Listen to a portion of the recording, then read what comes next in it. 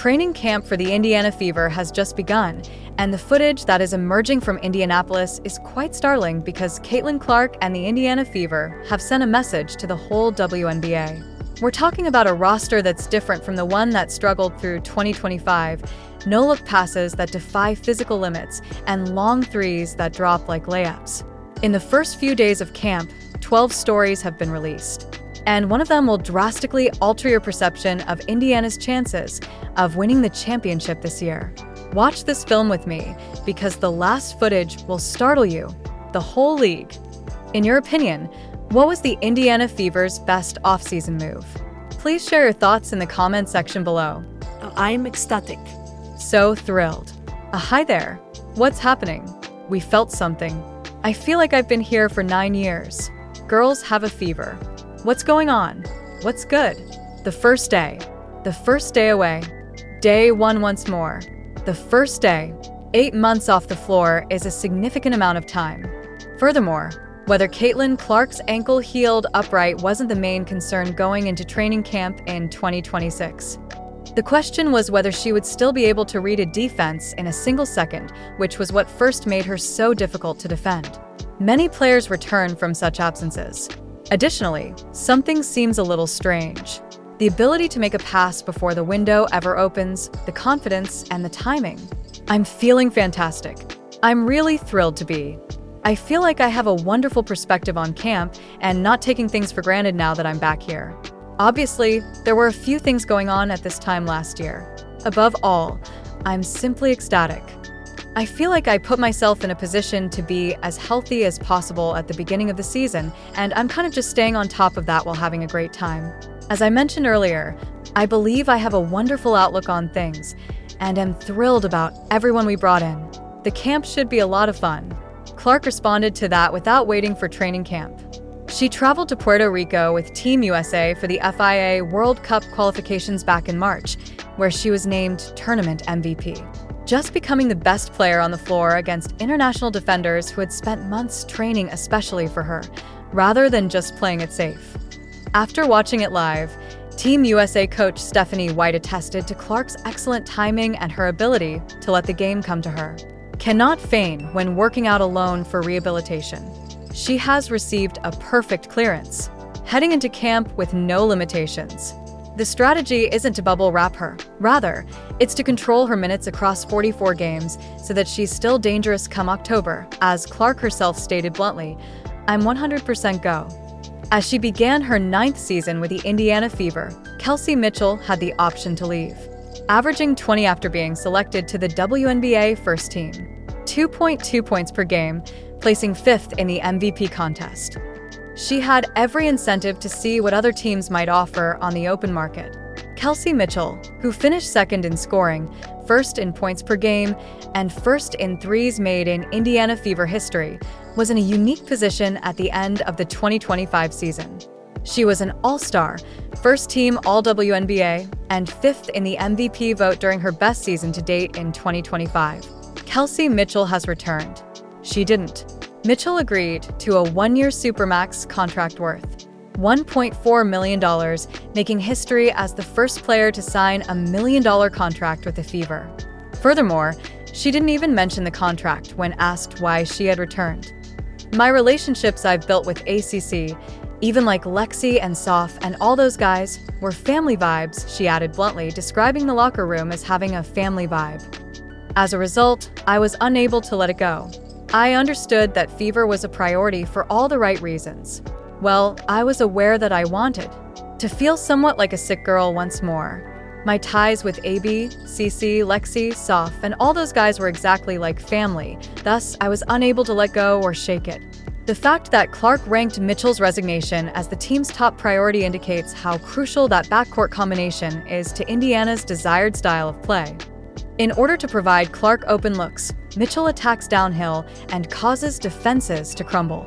Mitchell has a clear advantage when defenses push Clark off screens. From the runway to the basket, they both understand that neither one functions as well without the other. One more about Kelsey, the first player to earn $1 million, as she ought to. Forget about it. Just your opinions on her dedication to this franchise and receiving such a reward after spending so much time here. Yes, I adore Kelsey. As you mentioned, I believe that her commitment to this franchise has been really important. In fact, she had a significant role in our success last year, particularly with C's absence. I'm so proud of her for getting that money. Mitchell shot around 40% from beyond the arc in 2025, ranking first in the WNBA for total three-pointers made. Indiana just locked that person back in. Aaliyah Boston has inked the largest contract in WNBA history, a 4-year deal that instantly increases her pay to $1 million this season and a total of $6. $3 million in 4 years. And her age is 24. Indiana isn't making up for its previous performance. That's locking in Indiana, in a player who has yet to reach her full potential. The Rock is AB.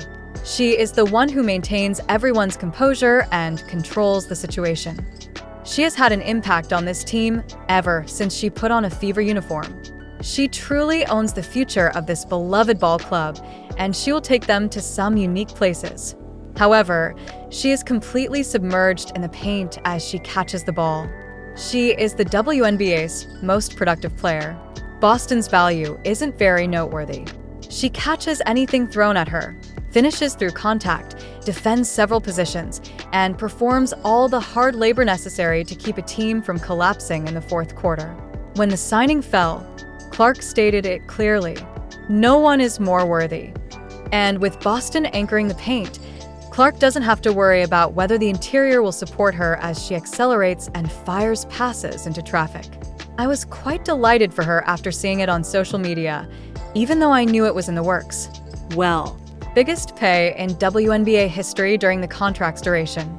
No one is more worthy, so I'm pleased for her and, glad she gets to spend more time here because these folks genuinely adore her. I've adored getting to play with her every single moment, and this organization truly loves her. In addition to being a fantastic basketball player, she is also one of my closest friends. I'm thrilled to honor her. As soon as the new CBA was finalized, Boston's agency moved quickly, and Boston didn't drag it out. She said that Indiana has a great staff and is a nice place to be. This may sound straightforward, but it indicates that she chose security above market research because she genuinely wants to be there. Yes, I was quite fortunate. God is amazing, dude. Get that extension just to be here and be with the Fever. I'm really looking forward to that. The staff is really thrilled. I mean, it's so much fun to be an Indy. I think the basketball we're playing here is fantastic. Basketball. The folks that work for this franchise are incredible. I also enjoy messing with it. The next step, according to analysts, is her three-point shooting. And if that happens, defenses that are already being overburdened on the perimeter by Clark, Mitchell, Hull, and Cunningham will find themselves without a suitable response anywhere on the floor. Both Sophie Cunningham and Lexi Hull had genuine market value going into this offseason, and neither had to accept a discount in order to return. Other clubs would have called Hull because he can guard the 2, 3, and 4, and has shot 40% from 3 over the past 2 seasons. Cunningham had openly expressed his desire for longer-term security and had shot 43% from 3 throughout portions of 2025. Both of them had access to the open market. This is home after all. I believe I knew this was where I wanted to be after the season concluded last year. I've been here for 4 seasons, and I think we had a lot of momentum last season. We can now achieve more than we could in the past. And I believe that all I want is to continue developing, expanding, and evolving alongside this group. The fans are fantastic, after all. Even though we didn't have the finest year on the court, they welcomed me with open arms the moment I arrived during my rookie season. There weren't many people from the West Coast here, and I didn't really know anyone. They created a homey atmosphere here, and that feeling has only grown stronger. The past few years at home. Nevertheless, they returned.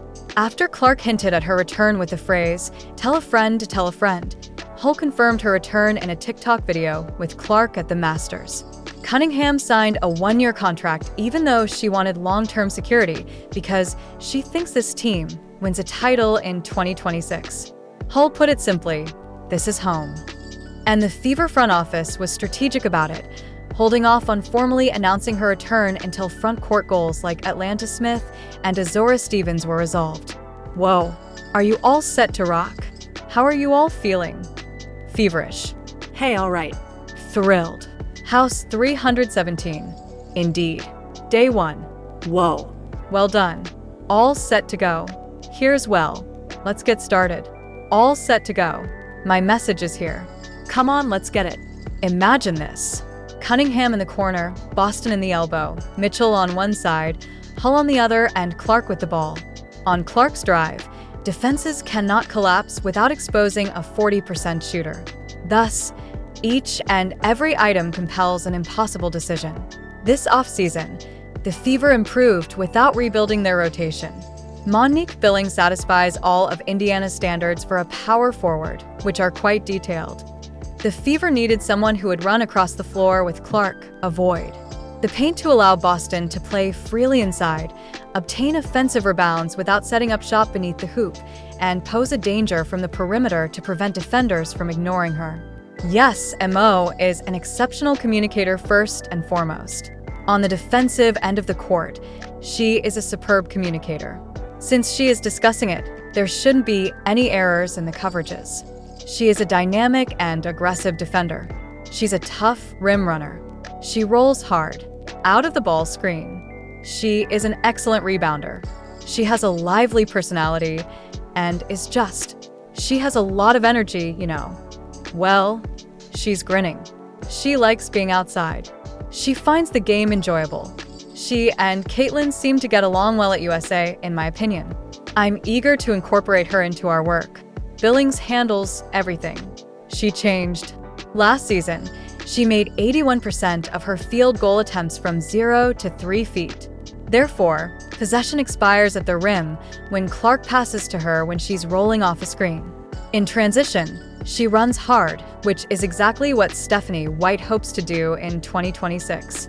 Additionally, Coach White described her as an exceptional defensive communicator, which is important for a team aiming for a top 3 defensive ranking. This is where things start to get interesting, though. Billings formerly ran with Kelsey Mitchell and played with him in the National League. Before the ball leaves their hands, Clark, who is a member of Team USA, already knows where they both placed it. Aaliyah Boston specifically mentioned how Billings's floor running and rebounding skills complemented the front court group. The majority of new hires fail during their first month due to this learning curve. Billings entered the camp without one. When playoff games became physical, the 2025 Fever was outmuscled. Furthermore, that is not an opinion. When Indiana needed a stop and had no one, that's what happened against the Aces. Ready to be quite rude about it. Myisha Hines-Allen directly resolves that issue. When I turn the corner to go to the hoop, Hines-Allen shakes her head as if it's difficult to stop me. Allen Hines. Indeed, it locates Allen. For the lovely smooth reversal, count the bucket and the foul to the second side. Aisha Hines-Allen is entering your living room. Hi Allen is out of the basket. Aisha is mismatched. Exploits a count. She is among the league's fiercest players. The type of front court player that actively seeks out contact rather than merely absorbing it. And the other post players see the change right away. Stephanie White notably praised her excellent defensive communication, stating that her outspoken presence should put an end to the covering errors that burned Indiana in crucial situations during the previous season. It's not a praise regarding attitude.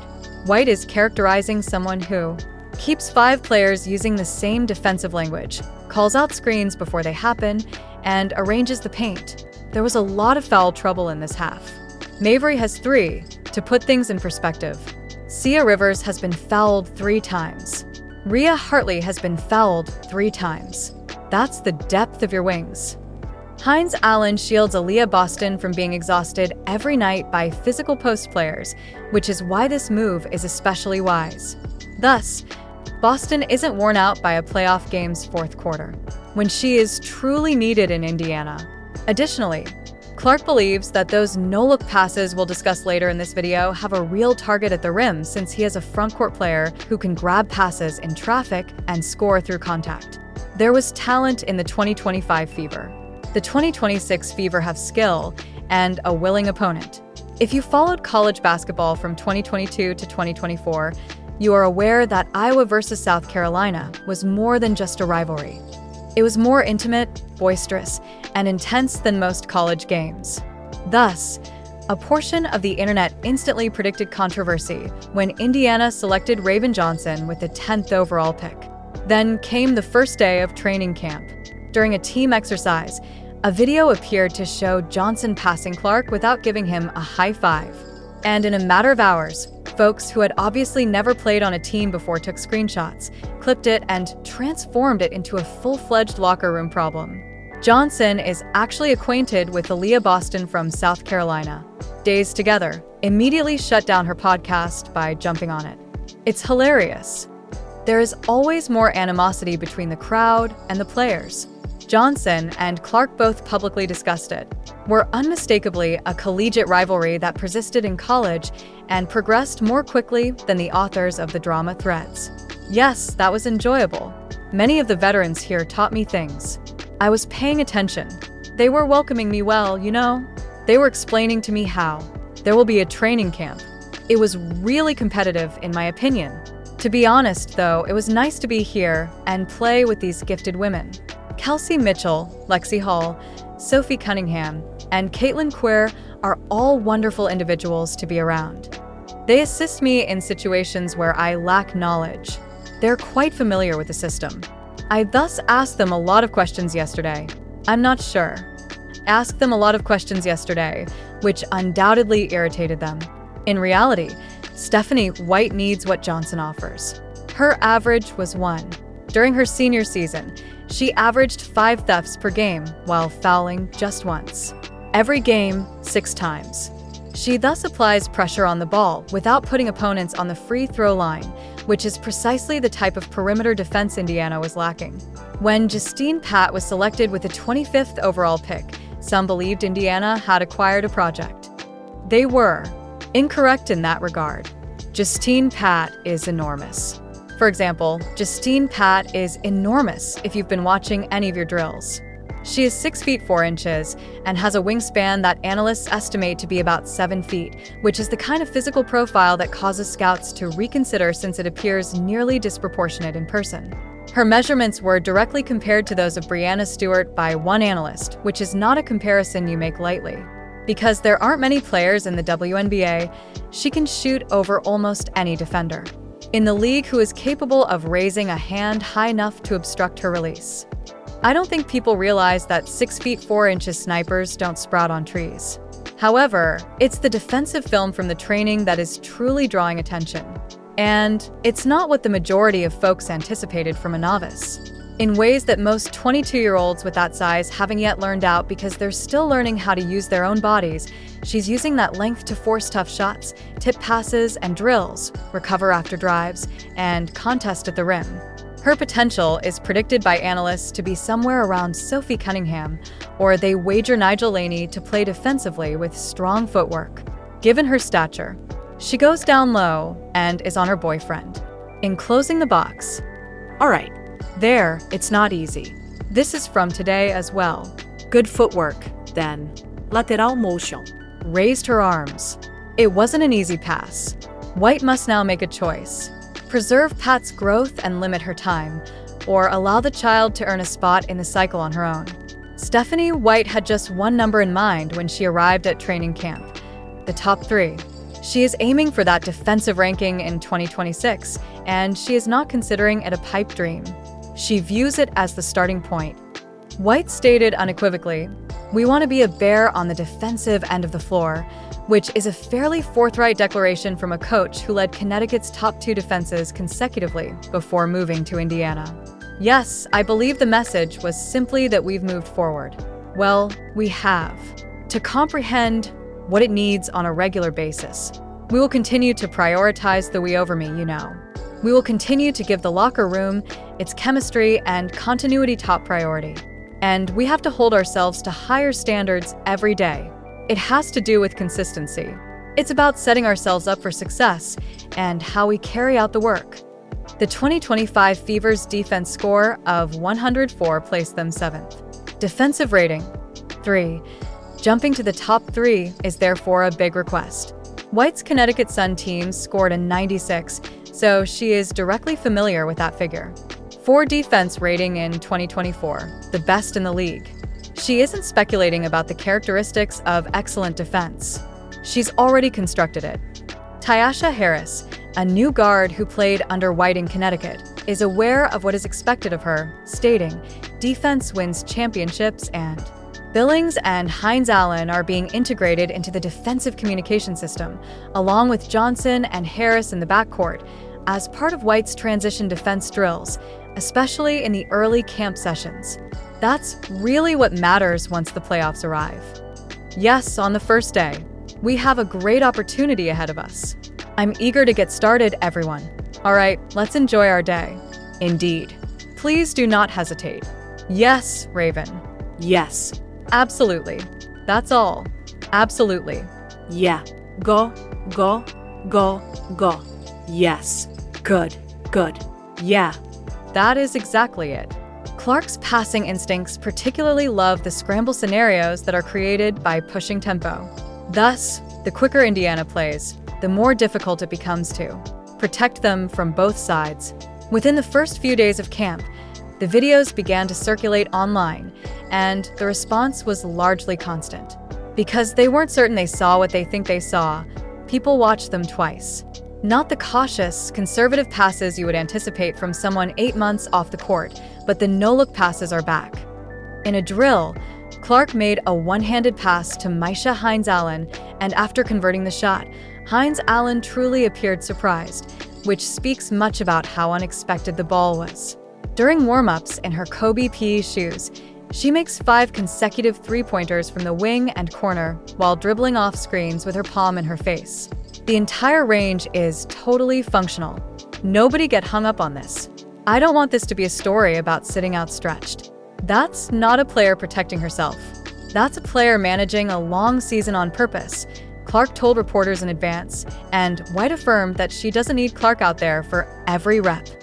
Clark acknowledged that the 2025 injury was a humble and solitary experience that taught her how to truly take long-term care of her health. She is therefore not at 80% when she is on the camp floor. The video demonstrates that she is fully engaged during shorter, deliberate bursts. The roster appears fantastic on paper, but paper doesn't win titles. So let's be honest about where Indiana really sits. Clark is playing at an MVP level and is in good health. Boston recently inked the largest deal in league history at the age of 24. The supporting cast is stronger and more resilient than it has ever been, and Mitchell is coming off an all-first-team season. The true questions are whether new players like Billings and Hines-Allen can sync up quickly enough over a 44-game stretch, and whether the front court can withstand elite post guys in a playoff series. These are serious inquiries. $5. When Clark told reporters, "I think we're going to be the favorite to win it all," she specifically addressed one of them. This could be an attempt to set the tone for how this group views itself. To be honest, it might be both. In the semifinals, the 2025 Fever were defeated by the Aces in 5 games. Kelsey Mitchell was so physically exhausted at the end of the series that, following Game 5, she developed rhabdomyolysis. In October, a sparse roster will cost you that. With Billings running the floor and Hines-Allen absorbing contact, the 2026 roster clearly addresses that. When it counts, Mitchell isn't playing 38 minutes a night. Most. The WNBA's most gifted squad isn't necessarily Indiana. They may be the most complete, and in a playoff series, that is usually what counts. The training camp tape demonstrates that the Indiana Fever's unique construction is evident in practice, as well as on a roster sheet. After seeing 2 weeks of camp footage, it's difficult to disagree with Clark when she told reporters outright on NBC, "I think we're going to be the favorite to win it all." Sign up and hit the bell, because between now and October, this team will produce a ton of stuff. Clark just spent 8 months becoming healthy and hungry while the Caps managed and the cores locked in. Soon, the rest of the WNBA will experience that. In your opinion, what was the Indiana Fever's best offseason move? Tell me in the comments section below. To ensure you never miss anything, like, subscribe, and enable all notifications. Select the video from the screen, and we'll see you in the upcoming